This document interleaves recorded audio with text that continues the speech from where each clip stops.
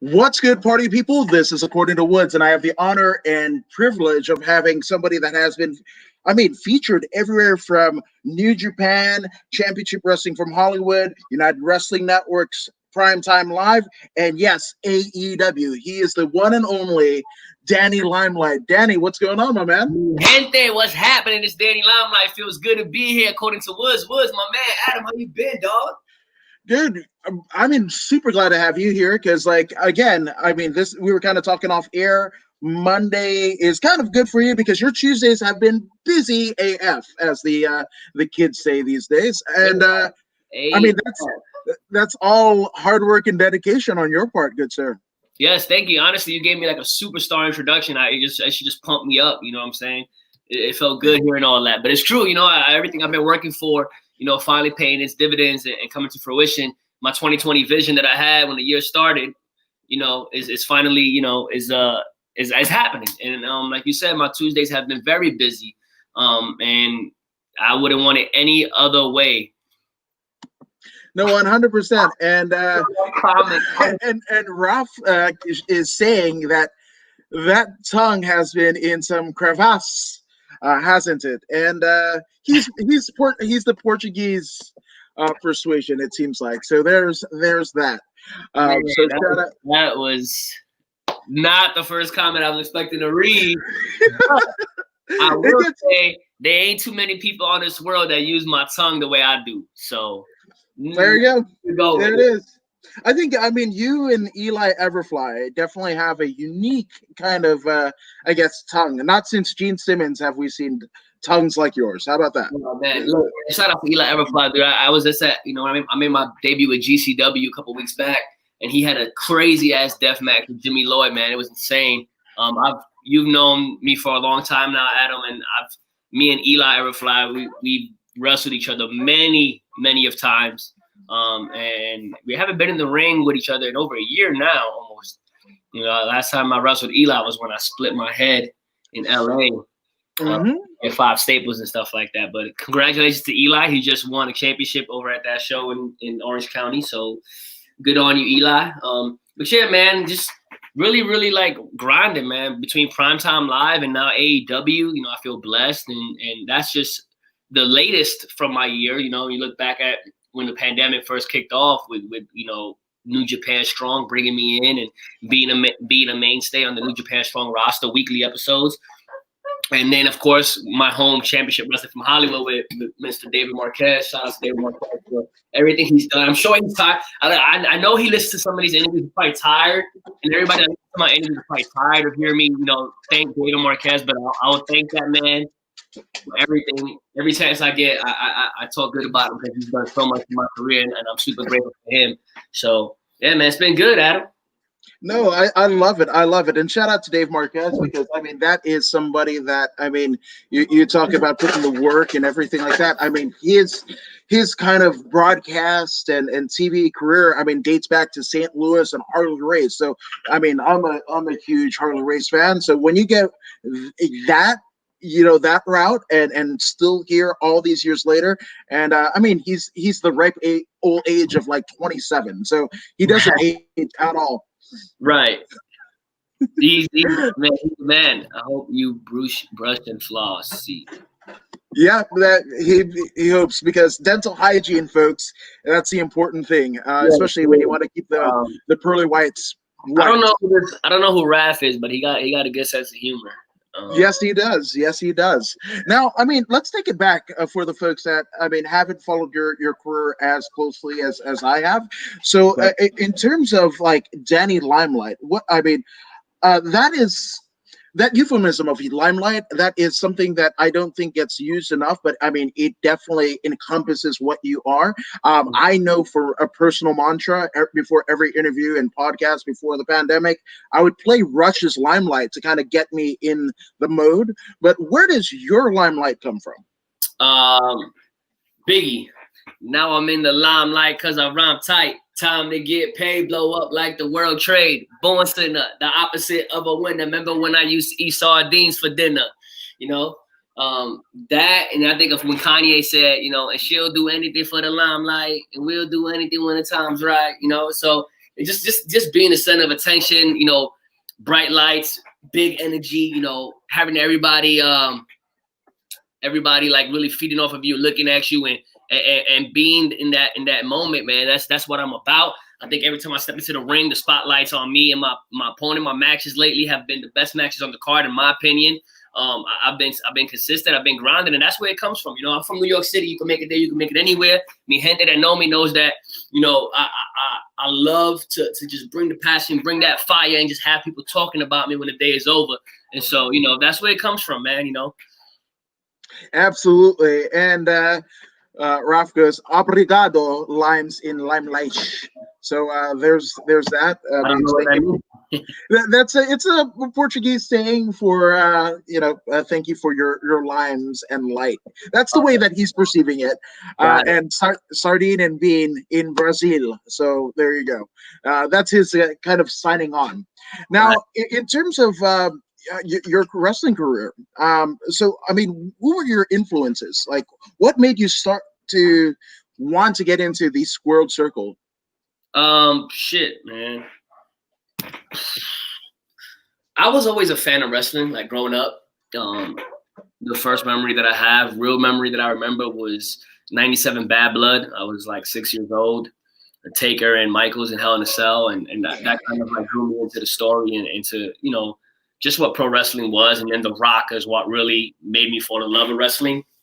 The Rock was my favorite. You know, I love watching DX's little things and stuff like that. And I was big on the segments. You know, I think that when I was a kid, I knew I wanted to be a wrestler. I knew I wanted to be an actor. I'm very blessed and fortunate to be doing that now for a living. But that's what I wanted, and that's what drew me into professional wrestling, with the segments, the storytelling, the talking on the microphone, the wanting to see the people actually fight, like the reason behind why they were fighting, you know.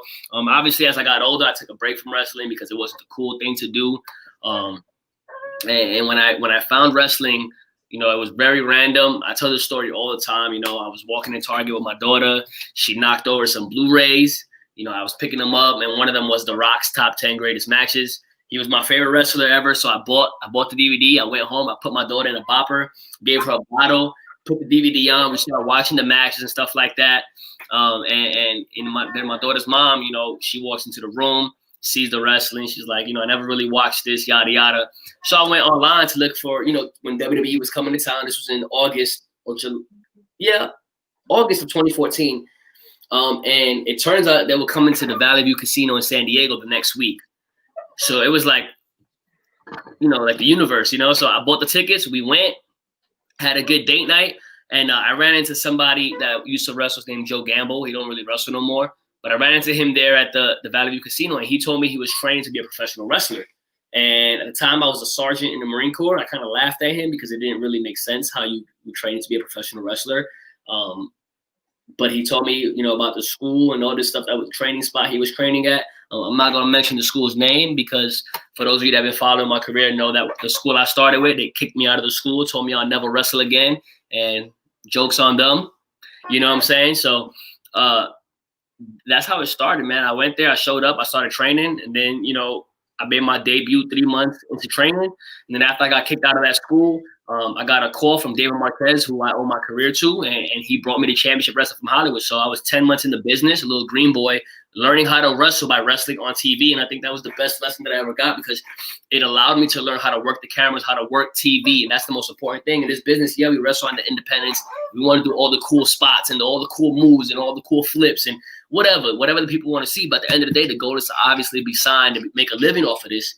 And not just make a living, but live an abundant life, you know, and being a sports entertainer, it's important to know how to wrestle for TV, you know, and Marquez, you know, he helped me with that, you know, and everybody that was part of the Championship Wrestling from Hollywood in that time helped me with that. And it made me, you know, just made me that much better. And now, you know, the only wrestling that I do now is on TV. You know, I haven't really accepted an independent booking. I've been telling everybody no. The only booking I've accepted in 2020 for the independents was GCW. Other than that, I've been wrestling, you know, Championship Wrestling from Hollywood, TV, Primetime Live, pay-per-view TV, New Japan Strong, TV, you know, now AEW, TV. And now I just accepted a booking with Hurricane Pro Wrestling. And that's because it's in Texas, and I want to make my debut in Texas. So it's an out-of-state booking. I don't plan on really accepting any bookings in California anymore. I don't want to. I've wrestled with a lot of people here, and now I think I'm at the point in my career where I need to reach out and expand further. I want to wrestle new people. I want to wrestle the best of the best. And I got goals. I got 2020 vision. The year's not over. I got things I need to do, and the only way to do that is to get out there, experience new places, and hopefully generate new fans. I'm a SoCal wrestler forever. That's even though I'm from New York, I'm a SoCal wrestler. And if the opportunity presents itself here and there's a show that I want to do, I'll do it. But as of right now, I haven't really accepted any bookings because I just got other things going on right now, and I want to just continue to push towards where I'm headed. No, 100%. And I mean, Ralph has a literal kind of Rock question. He said, "Did Shiny Michaels have what it takes to make the Rock into sand?" Just rock and sand, the sweet chin music and turning the Rock into sand. So he went literal with the Rock. Yeah. I don't know, man. Shawn Michaels is one of the best to ever do it. The Rock to me is the best to ever do it. Two amazing, phenomenal athletes. I don't know. I don't know if he does. Yeah, that's different. And then again, we got, do the coconut drain the limes, or is it the other way around? The lime and the coconut. That's again, he went very, very literal. And Jesse says, that 3 months, that's crazy. Threw you into the fire right away, and you came out legit. And that's something that has literally been kind of, like you said, your ex-trainer basically said, "Hey, you're never going to make it in this biz." I mean, going to that show at Valley View Casino, and then also making that vow 2020, regardless of what's going on, that you were going to shine. And I mean, where does that optimism come from? That just comes from who I am, man. Being authentic, being genuine to who I am as a person, what I see myself, the confidence that I have. I made it through New York. I survived a very crazy childhood. I'm very blessed. I made it through the Marine Corps. I did 10 years in the Marine Corps. I survived that. I did a lot of shit there. And honestly, just, learning life, experiencing life, and not making any excuses, being adapt to any circumstances and grinding and really pushing, myself to that next level. And when the pandemic hit, I could have sat back and just been lazy about it, like a lot of people did. I'm not sending shots at any wrestlers or anything like that, but a lot of people just got fat, lazy, didn't put in the work, and it's like they expected shit to just stay like that forever, And I'm just me, this is me being real and authentic. Like I said, no, there's no way. I was writing movies, I was shooting movies, I was producing movies, directing films, being in commercials. My daughter was auditioning, she was booking commercials, she was booking short films, I was booking commercials. Like, just grinded it out. I was in the gym working out. I'm in the best shape ever. I'm at 11% body fat right now, and I'm fucking looking amazing. I'm feeling amazing. I've been working on promos, watching wrestling, really just grinding on me. You know what I'm saying? And the fact of the matter is that I knew it was going to come back. And when I got the call from Rocky Romero to come to New Japan, like I was ready. I made my debut against CJ Perkins, and I told myself, okay, this is the start of something big. And I just continue to do that every week, week in and week out. And my boy Ralph just said, big congrats. I know it says, Danny, been enjoying seeing you pop up everywhere. Appreciate you, Ralph. Much love. You need to get me back on your show, Ralph. It's been a while. We haven't talked in about 3 years, I think. So we need to do that. We need to do that again. Yes, we would want to see Danny Limelight on Verbal Tap. That's or the Grappling Hour, because Ralph Esparza does many a thing. But that's one that I will definitely listen to. And thank you, Ralph, for your continued support. And then the other Ralph, he says, one way, visit Hollywood Wax Museum, match with Rock and John Cena in one night. So that's his trip to the Hollywood Wax. I mean, that's one way to do it. I can go to the Hollywood Wax Museum and wrestle John Cena and The Rock.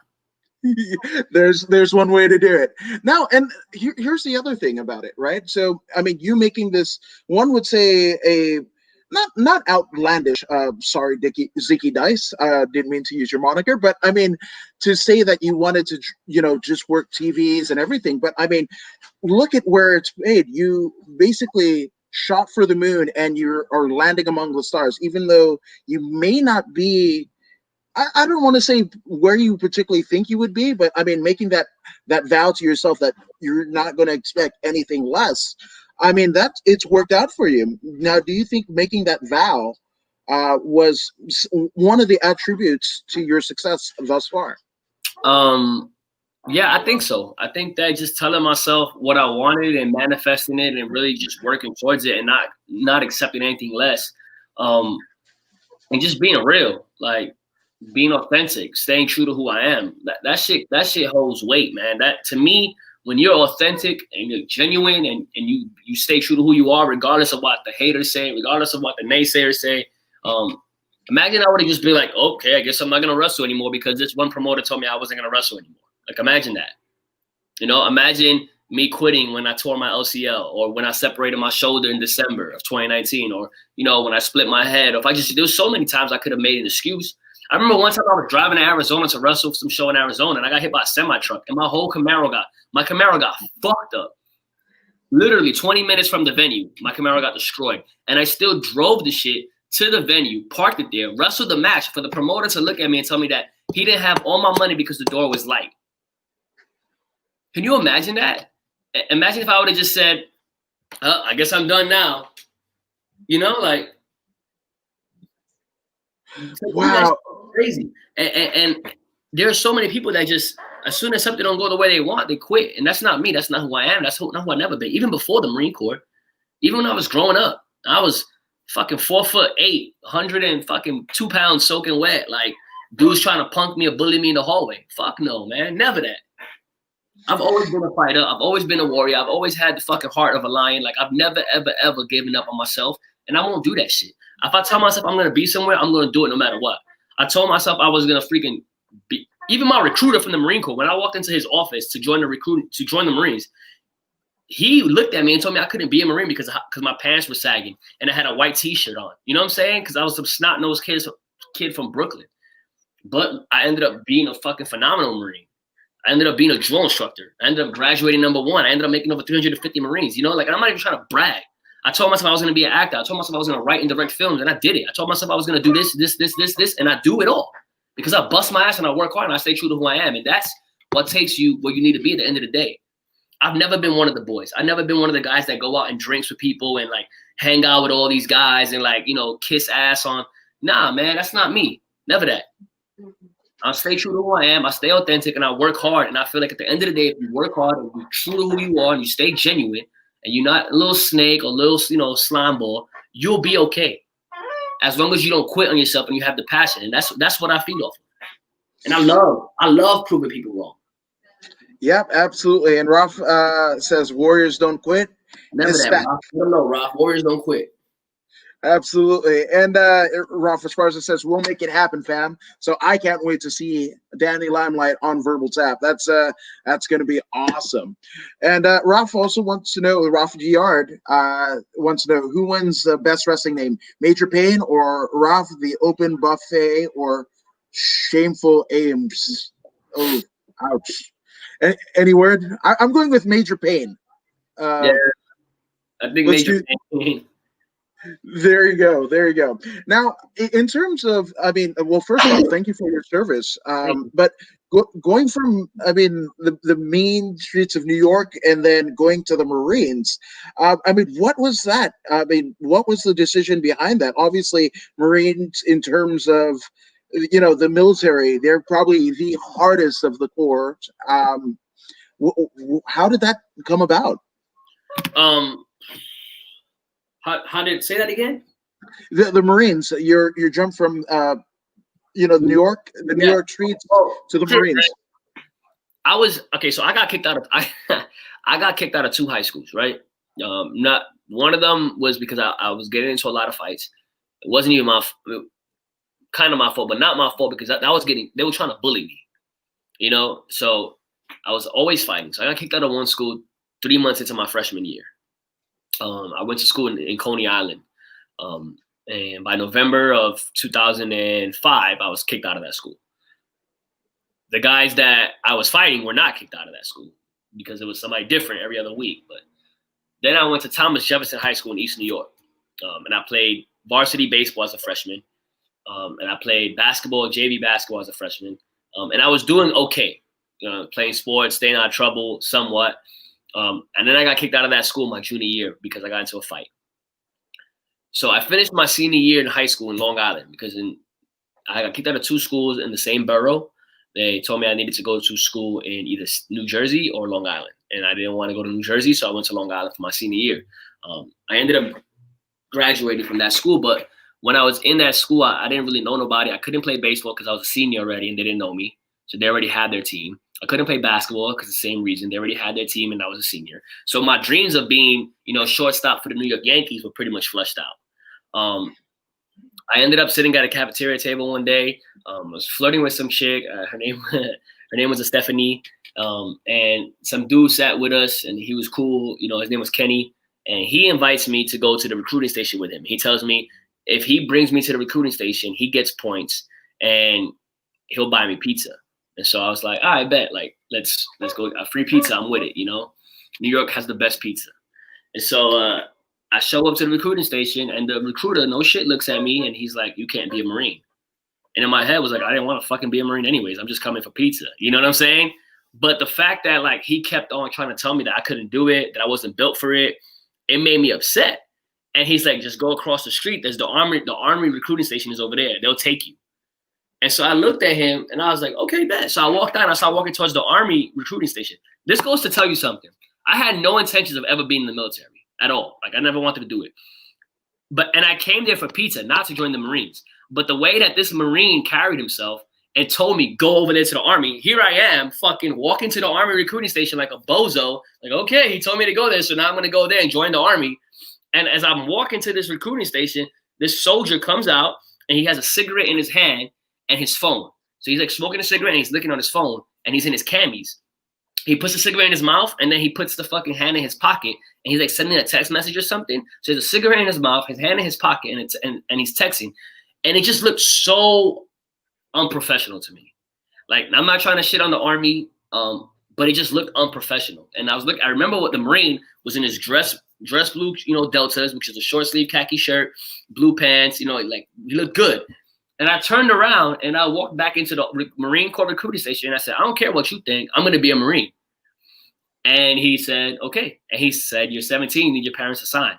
So I called my mom and my dad. The next day they drove me to the fucking recruiting station and I enlisted right there. Never had any intentions of fucking joining the Marine Corps. But this guy literally I must have been the easiest like fucking pool, like you know what I'm saying, applicant for him ever. Because he just had to tell me that I wasn't shit and I wanted to prove him wrong. And then my parents were like, yes, please get this fucking kid out of my house. Like, take him. You know what I'm saying? And it's funny because when I was a little kid, I was always in trouble. Even in junior high school and public school, I was getting suspended for fighting and doing dumb shit. And so my mom and my dad will always threaten to send me to boot camp. I'm going to send you to boot camp because back then the Jerry Springer show would bring the drill sergeants on and scare the kids straight. So they will always threaten, we're going to send you there. We're going to send you there. So when I tell them I want to join the Marine Corps, they're like, here you go. Where you need us to sign. So they signed me up and jokes on my parents because I ended up joining the Marine Corps and then I became a drill instructor.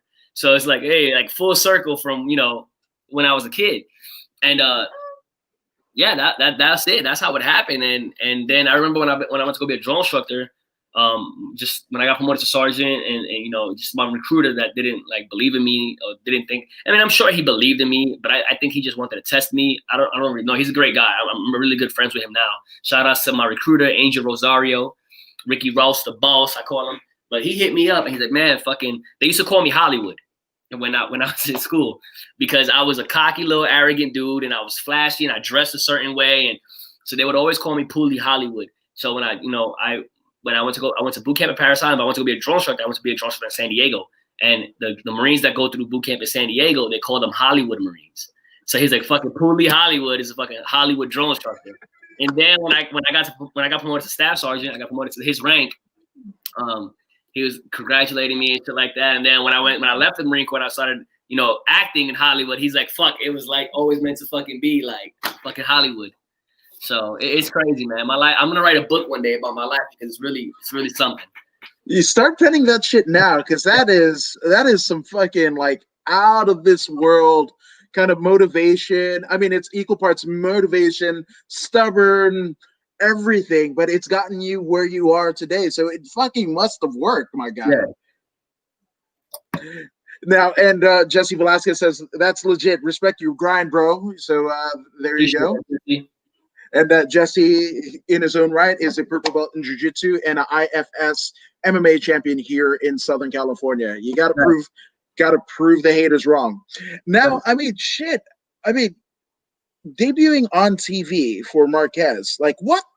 I mean, that was completely different from 3 weeks in and your debut match, right? Like, what are the subtle differences from working like an indie show to working TV, like hard cams and all that shit? Huge difference, man. Independent shows are for that show. You're performing for that crowd. Even if like some of the promoters record it and do like DVDs or they do like Blu-rays or they stream it on YouTube, whatever, or Fight TV for the more upper higher class independent promotions. But majority of them, you're just wrestling for that crowd. You want to give the crowd a good show. Every match, everybody's out there to kill the show. Sell merchandise, take pictures with the fans, have a good time. There's no like real structure to it. I mean, there are a few promotions that have a good structure on their show, but they don't want the same kind of finish or everybody doing the same kind of moves, and whatever the case may be, But with TV, it's a program, like it's viewers. There's viewers that are trained to watch the show. They follow you. They know what's been happening in your career. They know what's been, last week you were wrestling this person and you got this kind of injury. They know all of that, and you have to be able to continue to maintain that story. You have to be that person. You have to believe in what you're doing. You have to work the hard cam. You have to work the roaming cameras. You got to make sure you know how to cut a promo. I don't know what wrestler needs to hear this, but work on your promos. Stop boring people to sleep when you grab the microphone. You need to be able to work your character, work anybody. You know what I'm saying? Like just being able to sell the program, being able to like be a face for the company. You know what I'm saying? Like people are watching this, especially with Championship Wrestling from Hollywood. It's national television, especially with Primetime Live. I'm not even going to talk about the bigger companies that I'm working for, like AEW and New Japan, because that's a given. But like it's something as starting there so young and learning what the importance of the camera work is and how to sell and how to tell a story and just like really, really knowing what you're doing when you're into that ring, knowing how your character is going to do something. But on an independent show, it's not like that. I could be a bad guy one day. I could be a good guy one day. Like I can, if I'm in this town today and this town tomorrow, it's two different fans, I could do something completely different. These people that weren't at that show yesterday don't know that I went through a table or something like that. You know what I'm saying? So like, it's very, very different. I miss independent wrestling. I miss, the fans cheering or booing. I miss taking pictures and signing autographs and selling T-shirts and just having a good time. But I'm being very picky with the bookings that I'm taking. I don't like. If I don't feel like it's for me right now, I'm not doing it. And it's not that I think I'm better than it. I'm just trying to make myself, add to my work. And with TV wrestling, it's just really, really, really, really important that that whatever I'm doing in there, I believe, and that I'm working as a team because everybody needs to be on the same page. It's a team operation, and we all need to make each other and the program. We all need to add value to each other and add value to the program. No, 100%, 100%. Now, one of the biggest kind of transactions that has happened, especially on Primetime Live, is your tag team. You are one half of the Bodega Boys with Papa Esco. I mean, when you talk about OGs, I mean, this is somebody who has 20 plus years of experience in the ring. So how is it, teaming with him and sitting under the learning tree? Shout out to Papa Esco. We not the Bodega Boys. We just the Bodega. Because I'm not a boy. He's a grown ass man. But the Bodega. It's a family. It's a vibe. Representing Puerto Rico. Representing where we come from. Again, being genuine and authentic to who we are. Being real first and foremost. He's a Bodega bully, man, and just being able to rock with him and just vibe off each other and lets me do my shit and talk my shit while he does his stuff. And just running through the tag teams, man. It's been fun, man. What I love about it is that we're representing Puerto Rico. There's not that many Puerto Ricans on TV. When I think of Puerto Ricans, I think of Santana Ortiz. I think of Tasha Steelz and Impact. I think of Lindsay Dorado and WWE. That's about it. You know what I'm saying? I can't think of many more names than that. At least not now. And so, you know, me and Papo, and then you got guys like on the independent scene, like Slice Boogie as well. He's Puerto Rican from New York. What I love about, you know, you got Gino, my old tag team partner. There's very few Puerto Ricans, but when I think about what we're doing with the bodega, there's so much room to go places with this thing. You know, Puerto Ricans, we know somebody who knows somebody who's related to this person, that's ex is that person. Like, we're just a big, big family. You know what I'm saying? Even if we're not bloodline, we're still, you know, we're Puerto Rican, you know, pa que lo sepa. And si jodes, if they don't fuck with us, they can get it too. You know what I'm saying? And what we're doing is we're grinding and we're putting green lights on everybody, and we want championship gold, and that's what's coming our way. Ain't nothing gonna stop us either. No, I don't think anything can, and I love that dynamic. I mean, almost it reminds me of a take on the Hart Foundation. You know, that big powerhouse, and then the technical high flyer. That's it, man. And I mean, working that dynamic, were there any particular tag teams that you from of the past that you kind of drew from in that, or you and Pop just kind of doing your own thing? I think right now we're kind of just doing our own thing. I mean, obviously the first, you know, it's the first time I heard the Hart Foundation comparison, but what most people said originally was Shawn Michaels and Diesel. You know, and he's the big bully, and I'm the flashy, talk my shit kind of, you know, kind of guy, and it works. You know, it sells itself. The chemistry came naturally, and I think what we got going is pretty cool, man. Because I didn't plan on being in the tag team this year or for a while. I wanted to do my own singles thing, but I like how with this dynamic of the bodega, you know, I'm still able to showcase my singles stuff. I'm still able to be who I am. He's still able to be who he is, and we just get to vibe off each other. I'm doing all the flippy, flashy, you know, technical stuff, and he's just coming in and beating dudes down, and that's what it's about. No, I mean, it's incredible. And it's kind of cool because you, again, a full circle, that's something that is encompassing in your career because, I mean, you and doing your thing back in your old neighborhood, same thing with Papa, right? And then you guys get to do it in Hollywood.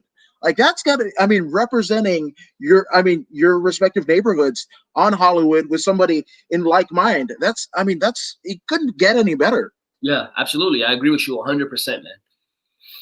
Now, in terms of what gets you, obviously, you know, you were talking about getting hit by the semi on your way to the show to Arizona and what have you. And obviously, 2020 has been a kind of fucked up year for a lot of people, right? So what are the things that you kind of draw from to kind of get your energy, to get your motivation to get up and do this shit? Because, I mean, everything that you're doing, whether it be acting, professional wrestling, writing scripts, producing shit, like they're all hard. You could have picked easier vacations, Marines, right? So where do you draw kind of energy from?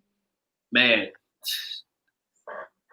honestly, so like when I was a kid, you know, I grew up doing some dumb, wild shit. My dad and his brothers were wild as hell, you know. And it was just that DNA, you know, like that shit was embedded in my pops and the way he raised me, you know, and just that radioactive feeling that I have in my bones of wanting to like really be the best, you know, and wanting to, you know, grind. You know, my real name is Daniel, and like a story in the Bible is Daniel and the lion, and just being tossed in there, you know, and expecting to just lose, expecting to fail, expecting to die, you know, and being able to walk out. You know, he walked out of there with the lions following him. That's how I live.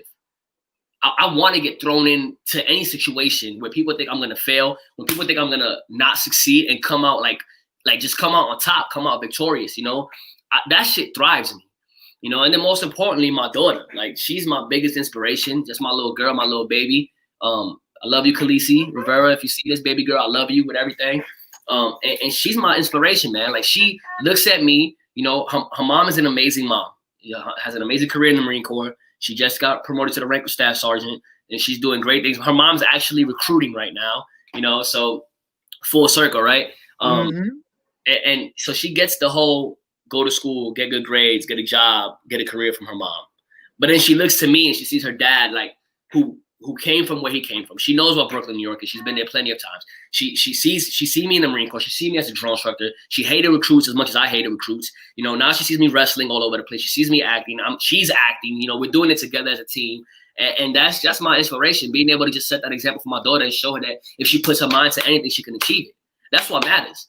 setting that example for her so that one day when she's my age or whatever she decides to chase, whether it's she wants to be the first woman president or she wants to land on the moon or she wants to go build a tent on fucking Jupiter, I don't care. Nobody's going to tell her no because she saw her dad do things that everybody said he couldn't do, and that's what she's going to thrive off of. That's amazing. And I mean, correct me if I'm wrong, but didn't you guys both have national commercials debut in the same year? Yes, we did. It's been our year. She's been in a few films already, short films, but she did book a national commercial for General Mills cereal, part of the Trolls campaign. So that was pretty cool. She loves trolls, so she was able to go out there and be a little troll and sell General Mills cereal and tell everybody to let the beat drop.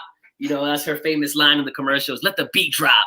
And they like auto-tuned her voice to be like all crazy looking. And it was cool, man. She did that. And then I just, thankful to God and shit that I was able to, book my first real national commercial for Zaxby's chicken sandwich, which is bomb. If you haven't had Zaxby's chicken sandwich, go get that. It was cool, but it was also funny. This is how we talk.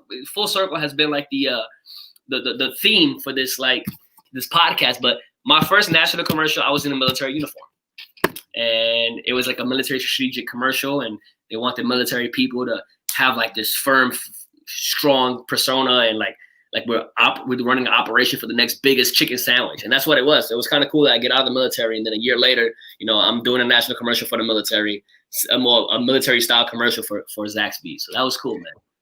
Did you get any hit back from some of your former Marines? Yeah, man. As soon as I posted a commercial, I'm like, well, actually, the first person that I told was my dad, and he just laughed at it. He didn't really care about the Marine Army drama. He just thought it was cool that I was in the commercial. But then I told my daughter's mom. She was laughing. She's like, "Oh, did you disinfect your body after you put the Army uniform on?" and then when I put the link to the commercial, and all my Marines friends they started giving me shit, like fucking with me the whole way through about the Army thing. But shout out to the Army, man. Shout out to the Navy, the Air Force, all the branches. We all do our own job. Obviously when I was in the Marines still, I would talk my shit to my Army homies and just, because we are the best. The Marines are the best. So, but it was cool, just being able to be part of that commercial and stuff like that. No, 100%. And Ralph actually says that independent wrestling is like gender fluidity, right? That might be one way to put it, Ralph. Yeah. I mean, that is definitely one way to put it. Now, in terms of your branding, right? I mean, doing professional wrestling and then entering the world of Hollywood. How did that come about? Did you always have a desire to want to act, want to produce? Yeah, when I was a kid, man, like I wanted to do it, man. I knew that I wanted to be on TV. I knew I wanted to be in the limelight. Like I wanted to be that person. I just didn't know how to get there. A Puerto Rican kid from New York. When career day comes around and I'm telling my teachers I want to be a professional wrestler, I want to be an actor, it's funny to them. They don't really think it's achievable. But the jokes is on all my teachers because I did it. Obviously I had to go through the Marine Corps first. I'm grateful for the Marine Corps because I don't know where I would be if I didn't join the Marine Corps. I look at a lot of I'm not trying to shit on my family, but I look at a lot of my cousins and my siblings, and I look at a lot of my friends where I grew up at and what they're doing with their lives right now, and I don't want to be there. And so, the Marine Corps, I did 10 hard years, worked my ass off, and it set me up for success. And now that I get to do this, acting and stunts, more importantly, it all mends together with the wrestling. It's wrestling bled into stunts, which bled into acting and being an action actor, and just being able to do my own stunts and just being able to, work the microphone on TV. It made it so much easier for me to stand in front of a camera and audition with lines and dialogue and stuff like that, and understanding character development, and then going to school to learn how to be an actor and learning how to break down a script, and then realizing that my mind works specific ways. Because even when I was a kid, I remember watching movies and not watching it as a fan, but watching it as what would I have done differently in this film, or trying to figure out the plot of the film, or trying to figure out the twist before the film shows it. And I realized that my brain worked in different ways. Storytelling, and I get the storytelling from wrestling, and then putting that on paper or in this case, putting it on the computer and typing out full scripts, you know, and since February of 2020, I've done 6 short films that I wrote, produced on my own, and acted in. And it's a blessing. And more importantly, one of the bigger ones, Joe Riv, is about a military veteran who was in a top secret mission, and he has to be determined he's KIA, right? So 3 years go by since he's been declared dead and killed in action, right? 3 years go by, the film picks up. 3 years after that, his sister is at a club, his sister gets killed. So now here comes Joe Riv back from the dead to avenge his sister's death. I derived my inspiration for this film from John Wick. You know, my birthday is September 2nd, 1991. I have the same birthday as Keanu Reeves. His birthday is September 2nd. He's one of my huge favorite actors, besides Denzel Washington. And you know, the first rated R movie I ever saw in theaters was The Matrix, which was Keanu Reeves led. And so John Wick gave me the inspiration, but instead of making it about a dog and some assassin, I made it about a military man and his sister, family. You know, I made it about family. So and more about the film is that, you know, I was engaged before I was killed in action. So my fiance sees me for the first time in 3 years, and she's thought I've been dead this whole time. So there's like this family, there's drama, but more importantly, some badass action scenes, you know, directed by my homie Miko Sad, you know, music done by my cousin Teo, music produced by my roommate PJ, or Ayo, the producer is his name, and just being able to work with amazing stuntmen like Dan Masterson, you know, Nathan Peoples, Jeff Schreiner, you know, Blake Bulletproof Troop is in the film. It's my boy. Oh shit! Yeah, he's in the film. You know, and honestly, just working with all these amazing actresses. The actress Lauren Mendez plays my fiance. Then my sister's played by Sarah Soler, and it's been awesome. You know, and that movie is in post production right now. It's being edited and colored, and it's going to be submitted to film festivals. And once it's done with the film festival, it's going to go to Amazon Prime for viewing. I'm really excited about this one. I was able to work with legendary stuntman Nick Hearns, who's worked on movies like Transformers and Mr. and Mrs. Smith, and he's done hundreds of movies. If you go look up Nick Hearns on IMDb, you see all the stuff he's done. He came on set. He helped me coordinate the stunts. Even though I came up with all the fights myself, he made sure it was done the right way. He made sure the camera captured it the right way. We have glass bottle props, glass smashes, gunshots, knife wounds, knife fights. I have like 1-on-4 knife fights. I have gun shootouts. It's just nonstop dope action the whole way through. The runtime is probably a little bit less than 20 minutes. And it's awesome, man. I can't wait for everybody to see it. So it's called Joe Riv, and it's coming soon, hopefully in time for the new year. Oh man, I can't wait. I cannot wait. Especially my boy Bulletproof Troop is in it. Danny Limelight. This is fucking phenomenal. It's tremendous. It's fucking tremendous. Now, in terms of you getting involved in producing and acting and what have you, does that help you in terms of understanding, like, you know, the producers that you work in wrestling, like the Dave Marquez, like the folks at AEW? You know, does that help you a little bit more? Can I hold on 1 second? I didn't hear your question. I want to share something with you real quick. Yeah. How do I? Yeah. Okay, right here. Can you see my screen? Let's see. Here we go. So share screen. No, unfortunately.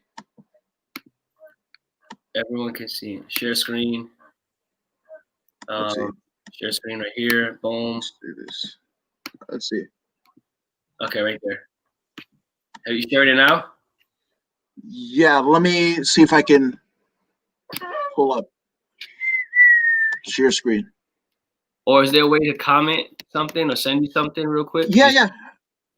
There's a private chat right here. So Okay. I don't know how to like. I just sent you a message there. Yeah, but I'm trying to share.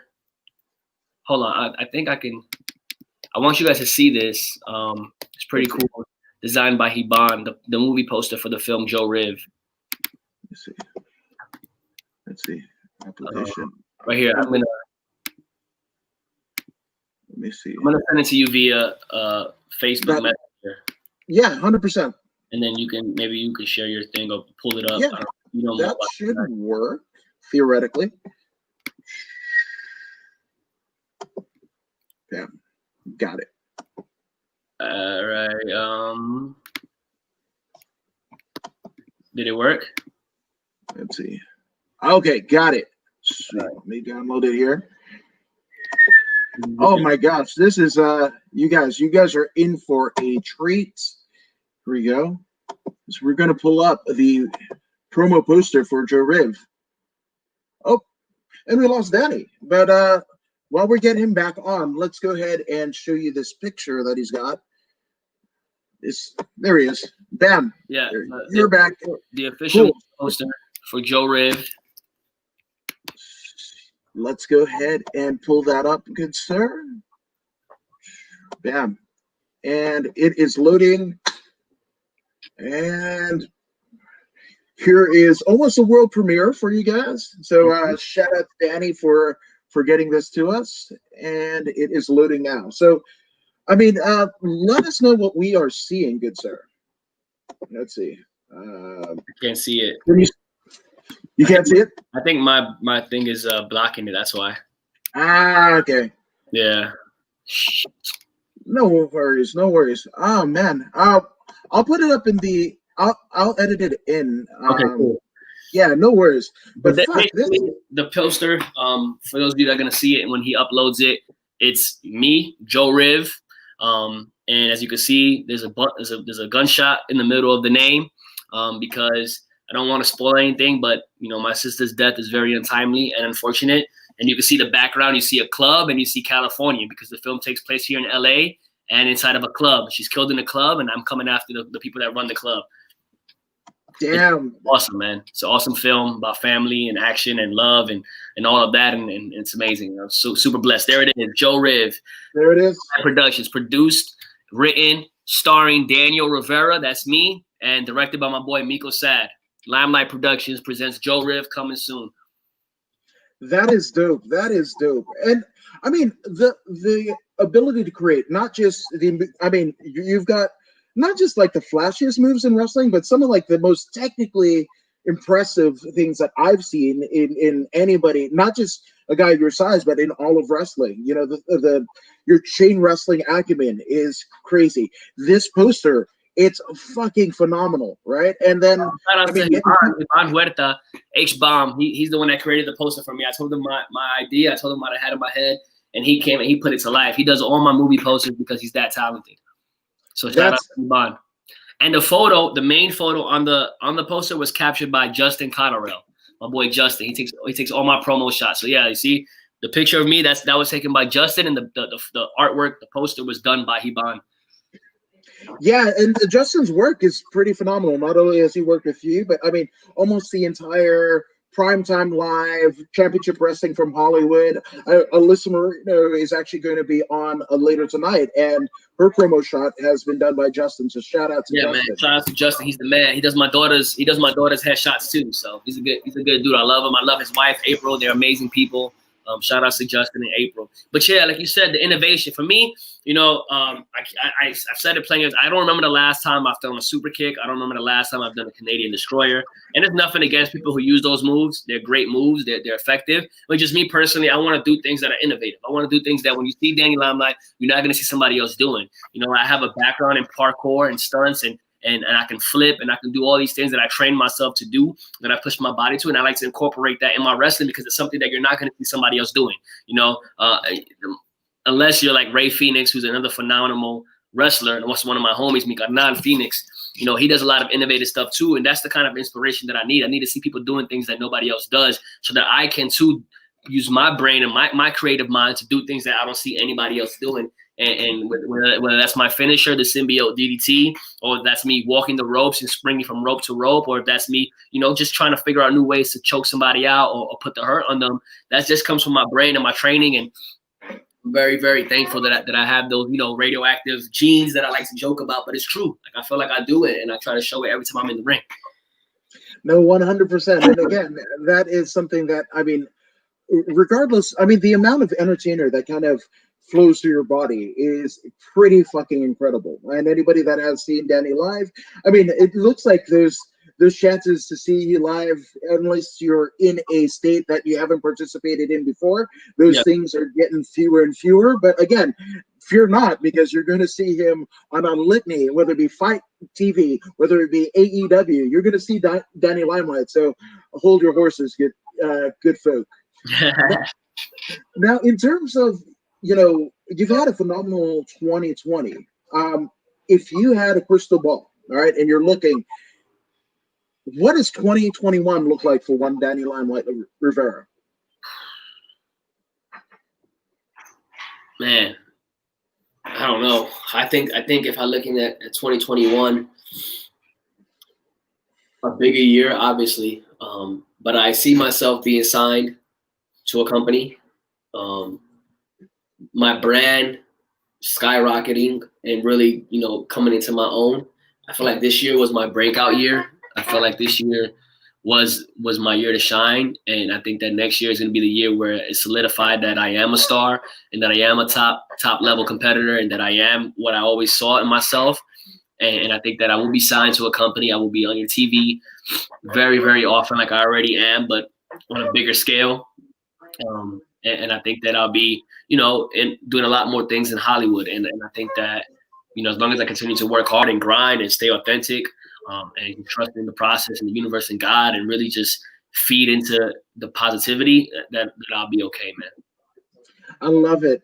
Now, I want to ask you, all right, if you could have either a dream feud or a dream match with any wrestler, past or present, and any arena, what would that arena be, and who steps across the ropes from you? Okay, so I'm going to answer that question 2 times. So right now, I have a list of 5 people I want to wrestle, okay? On that list right now, I have Leo Rush, who has me on his list. He's been running his mouth on social media, and he's making his primetime live debut, and I said I want it, so Leo Rush is the first one, and I think it needs to be done on pay-per-view. I think that David Marquez and United Wrestling Network needs to book the match and blow pay-per-view numbers out the box. The next person I want to wrestle from that list is JT Dunn. He's a phenomenal athlete, a crazy, incredible wrestler, strong style man, death by elbow, real dude that I met. I had the pleasure of meeting a few years back, and we hit it off really well. He became a good friend of mine. We played Call of Duty together, but at the end of the day, he's an amazing athlete, and I want to wrestle him because I feel like he can test me like I haven't been tested in a while. The next person is Alex Zane, who was supposed to have that match at GCW, but of course, the COVID stuff, he took the right route and made sure that he was safe first and made sure that his test was the right way it should have been before getting in the ring with me. So I'm thankful for him for taking it serious, and GCW for taking it serious. But Alex Zane's on my list. Okay, so that's 3, right? The next person is Ray Phoenix. I've wrestled him in tag matches and multiple man matches, but I've never had a singles match with Ray Phoenix, and I really, really, really want a singles match with him, whether that's on AEW, TNT, whatever. It could be there or somewhere, maybe in Mexico. I don't know, but definitely Ray Phoenix. And the last person on my list right now is Jay White, Switchblade Jay White. I think he's the best in the game right now, in my opinion.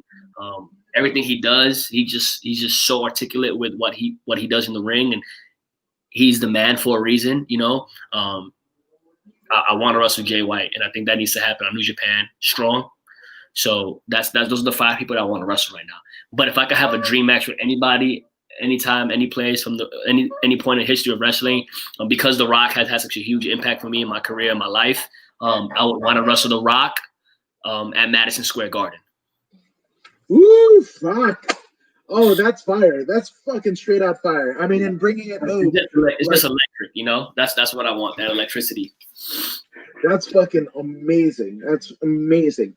Now, obviously, dude, I mean, you've accomplished so much, right? And 2020 has been a hard year for some, whether it be health-wise, finances, and what have you. So could you share some inspiration to people that are going through fucking crazy times right now?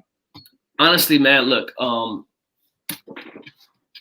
there's a few things that I live by in life. I live by the law of the garbage truck, which means that every day people are like garbage trucks. They're picking up trash.